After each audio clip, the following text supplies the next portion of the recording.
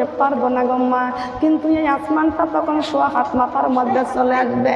High high, তখন কিন্তু আর ফ্যানের বাতাসে কুলাবে না, পাখার বাতাস থাকবে না, তখন কিন্তু রহমতের বাতাস আর থাকবে না। আজকে আল্লাহ পাক রব্বুল আলামিনের হুকুম আমাদেরকে মানতে হবে, নইলে কিন্তু কিয়ামতের দিন আমরা এত বড় কষ্ট কেউ সহ্য করতে পারবো না। আজকে জমিদারি করতেছি, বাহাদুরি করতেছি, ইচ্ছা মতো চলাফেরা করতেছি। আজকে 5 ওয়াক্ত নামাজ আল্লাহ পাক রব্বুল আলামিনদের আমাকে নিয়ম করে দিয়েছেন, 1 ওয়াক্ত নামাজ পড়ি না। আমার আল্লাহ পাক রব্বুল আলামিন পর্দার আয়াত কোরআন শরীফের মধ্যে নাযিল করে দিয়েছেন, আমরা কেউ পর্দা করি না। মা বোনরা আমাদেরকে পর্দা করে দেখলে মানুষ বলে মারা যাবা, আসলে মৃত্যুর মালিক একমাত্র আমার আল্লাহ। কথা বলেন ঠিক না বেঠিক?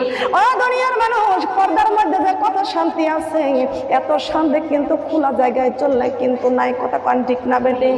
আপনি গা টান গা করে চলবেন, সূর্যের তাপ আপনার চেহারায় লাগলে, আপনার শরীরে লাগলে সূর্যের তাপ